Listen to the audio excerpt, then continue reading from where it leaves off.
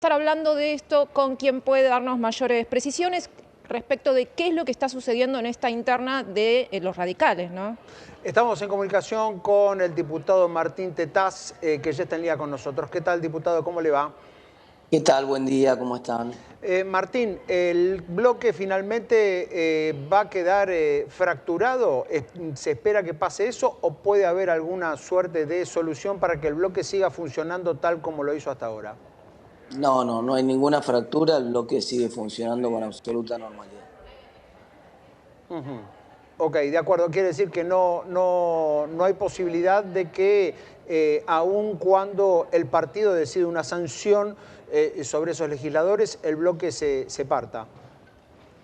No hay ninguna posibilidad porque el bloque trasciende las afiliaciones partidarias, no es un requisito para formar el bloque ser afiliado partidario, con lo cual, por más que el partido pasa a ser un tema interno del partido, si el partido dispone en alguno de sus órganos algún tipo de sanción, es un problema estrictamente interno del partido, no tiene ningún efecto en la Cámara de Diputados. Martín, te quiero consultar respecto de esta reunión que hubo ayer, ¿no? Porque están aquellos que dicen que, bueno, que detrás de este pedido que hay por parte de Loredo, que de ahora en más entonces todos voten en el mismo sentido, esto iría en contra de lo que tanto, digamos, defienden, el sentido de la pluralidad, y que a muchos de ellos se los incorporó precisamente al bloque por haber dicho que eran diferentes o distintos o haber defendido su voto en algunos determinados temas. ¿Qué pasa ahora entonces con esta, digamos, es una imposición esto de que tengan que votar todos en el mismo sentido? ¿Cuál es tu opinión respecto de esto? Hay una regla de funcionamiento como la de cualquier espacio político, exactamente igual que la que tienen ustedes cuando hacen el programa. Cuando empiezan en la preproducción, ustedes discuten, cada uno plantea su posición, pero finalmente se hace un programa, no 14. O sea, finalmente ustedes tienen que saldar las diferencias que tienen de alguna manera y se determina que va un determinado contenido de una determinada forma. Nosotros vamos a proceder exactamente igual. O sea, va a haber, como ocurre todos los martes, la reunión de bloque. Se saldan los debates, se producen los debates que se tienen que producir y finalmente la posición mayoritaria es la posición del bloque. Luego, si alguno no está de acuerdo con esa posición, como pasa en cualquier espacio político, puede eventualmente abstenerse en la reunión si no quiere votar algún tipo de cosa que no le gusta, pero no podemos volver a tener un episodio como el que tuvimos donde algunos votan una cosa, otros votan otra. No, esto nos desdibuja desde el punto de vista identitario. ¿Y qué opinas respecto de esta invitación y esta foto, este encuentro en el famoso asado de Olivos? Yo me reía porque te escuché en algunas declaraciones diciendo, bueno, yo la invité a tomar un café a Pampita y eso no implica que haya aceptado mi invitación, ¿no? Como diciendo, estos diputados, me reía ayer cuando te escuchaba diciendo eso, estos Claro, porque diputados... de hecho muchos diputados ni siquiera fueron a esa reunión. O sea, no, nadie se puede enojar por una invitación. Digamos, la invitación, como te digo, yo puedo invitar a cualquiera. Después la gente, yo los invito a ustedes dos a tirarnos de un puente. Vamos a hacer bungee jumping la semana que viene desde Cachi, allá en Salta, que está hermoso, nos podemos tirar de un puente. Ustedes van a decir ni loco. Pero bueno, la invitación puede estar, no ofende a nadie la invitación. Claro, respecto de, digamos, la titularidad en el bloque de Loredo, esto está en jaque porque muchos están diciendo no puede seguir él manejando entonces el bloque, y tampoco Karina Banfi. ¿Qué pasa con ese tema? ¿Está realmente en jaque? ¿Se está discutiendo este tema? No hay ninguna discusión sobre las autoridades del bloque, ¿no? No hay ningún debate sobre eso. Bien, Martín, ¿qué pasa con la ley de presupuesto? El gobierno lanza un proyecto con un ajuste monumental sobre provincias y municipios y al mismo tiempo dice, bueno, si no lo quieren aprobar, tendrán que explicarle a la sociedad, etcétera, etcétera.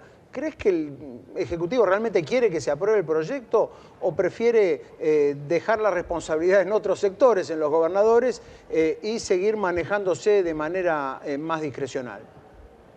A mí me parece que lo que generó confusión fue la presentación del presidente de la Nación, ¿no? La presentación esa, el presidente presentó otra cosa, nada que ver de lo que fue después en la ley de presupuesto que ingresó al Congreso. El presidente habló de una reducción del gasto en las provincias que tiene más que ver con su filosofía política y con su proyecto de largo plazo, no con el presupuesto. Entonces, como supuestamente iba a presentar el presupuesto, alguno pensó que en una de esas el presupuesto iba a venir con ese recorte. El presupuesto no tiene ningún recorte en las provincias, o sea, no hay, de hecho no hay ningún recorte para nadie. La característica principal de este presupuesto nuevo es que es un presupuesto que ya da por hecho los recortes hacia atrás y hacia adelante, en todo caso le da algo de recomposición a algunos de los sectores. Después uno mira, por ejemplo, la prioridad que nosotros tenemos siempre en el bloque, que es la prioridad de la educación, y es el sector que menos se expande, ¿no? Fue el que más cayó en el presupuesto de este año, sufrió una caída del 40% en términos reales y crece solamente 10% en términos reales el año que viene, pero no hay caída, digamos. Entonces después eso ya facilita un poco la discusión porque no hay nadie protegiéndose de que le están quitando nada. No va a haber caídas presupuestarias el año que viene. Lo que va a haber son algunos sectores que reciben menos recomposición de lo que fue la fuerte caída de este año, ¿no? Bien, ahora con esta presentación inusual en boca del propio presidente de la Nación, con un acto político, cadena nacional, etcétera, alrededor, ¿cómo sigue ahora la agenda? ¿Van a pedir que venga Caputo? ¿Van a pedir que vengan otros miembros del equipo económico? Claro, sí, absolutamente. Como siempre ocurre en estos casos, independientemente de quién le toca gobernar, lo que corresponde es que el ministro de Economía que elabora el proyecto y cada uno de sus secretarios que responde por cada una de las áreas del proyecto vengan a la comisión de presupuesto a dar cuenta. Hay muchas dudas, de hecho siempre hay dudas en la presentación del presupuesto. Ahora, por ejemplo, aparecieron muchas dudas respecto al cálculo de inflación para este año, que claramente está mal en el proyecto. Respecto al cálculo de recursos presupuestarios, hay un crecimiento de la presión tributaria de medio punto del PBI que también genera, más en el espíritu de este gobierno, que supuestamente venía a bajar impuestos, sube la presión tributaria, no baja ningún impuesto. Entonces eso genera obviamente dudas, también genera dudas la recaudación que prevé el gobierno por impuestos de comercio exterior. Entonces, bueno, hay muchas dudas en el presupuesto que seguramente van a tener que despejar los funcionarios. Bien, quiero meterme en el tema de la No, no te inflación. escucho, ahí perdí el audio, chicos. A ver, ahí me estás No escucho escuchando. absolutamente nada. Bueno, vamos a ver Ahora. si recuperamos ahí el audio y la comunicación con acabo de Martín de recuperar. Tas. Ahí me estás escuchando. Ahora sí. Fantástico.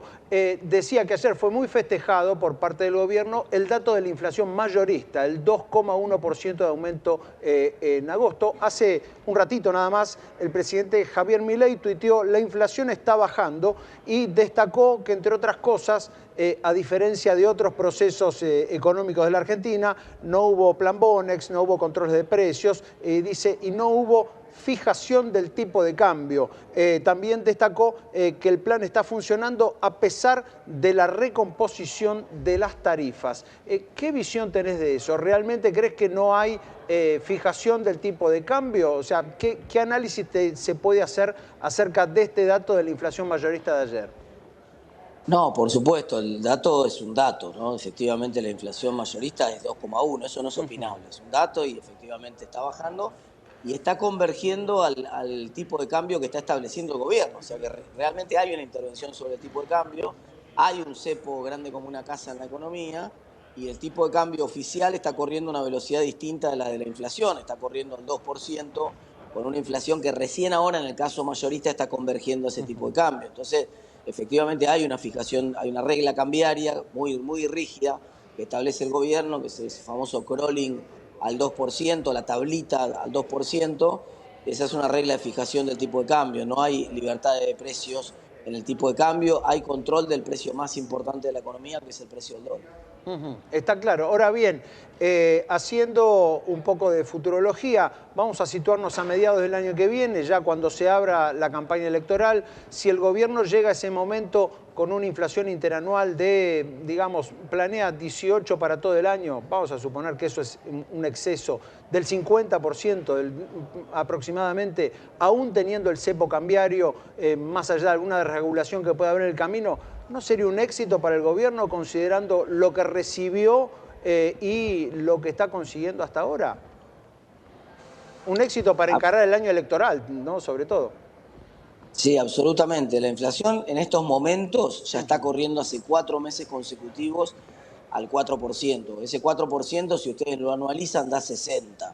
O sea que hoy tenemos 60 de inflación en realidad. Claro, como estamos arrastrando todavía la medición de los meses malos, el número final termina siendo más alto. Pero la velocidad a la cual va el auto ahora es a 60 kilómetros por hora, a 60% anual. Esa es la velocidad a la cual van los precios en estos momentos. No es muy descabellado pensar que esa velocidad puede caer incluso a la mitad, digamos, hacia el año que viene. Eso es perfectamente posible, más con la regla de tipo de cambio del gobierno y siempre y cuando, por supuesto, el gobierno tenga los dólares. La gran incógnita que se produce acá es de dónde va a sacar los dólares el gobierno para poder mantener este tipo de cambio que solo crece al 2% cuando la inflación sigue siendo una inflación superior al 2%. Entonces, el tipo de cambio se sigue atrasando, se sigue poniendo barato. Ya en el tipo de cambio turista, que todavía tiene un impuesto país muy alto, ese tipo de cambio turista le está costando al Banco Central 500 millones de dólares por mes. 17% menos el tipo de cambio a partir del 22 de diciembre, con el impuesto país removido. A mí me parece que el agujero de esa cuenta turista va a ser realmente imposible de sostener, con lo cual algún tipo de restricción extra va a tener que poner el gobierno. Esto de pensar que se puede seguir en piloto automático y que el gobierno va a tener dólares y que entonces, bueno, esto no va a ocurrir, digamos. Y está claro también que en el momento en que se decida la unificación, allí va a haber otro salto inflacionario. Eso es inevitable.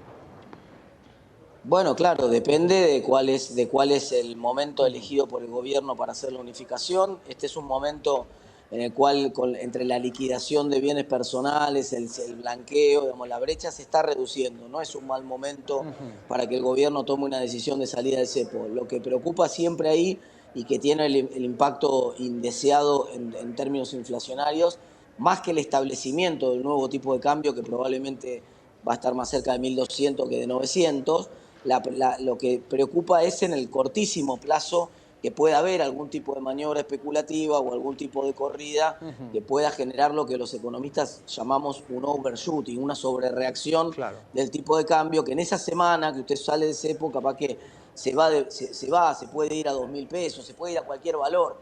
Ese es el miedo del gobierno y la razón por la que no sale. Si el gobierno tuviera asegurado que sale de cepo y mañana el dólar se estaciona en 1.250, no tenga ninguna duda, ya hubiera salido. Claro, pero para eso no tienen los dólares. Martín, te agradecemos muchísimo este contacto. Sabemos que tenés un compromiso con otro canal, así que te liberamos. Un fuerte abrazo. Muchas gracias, buen día.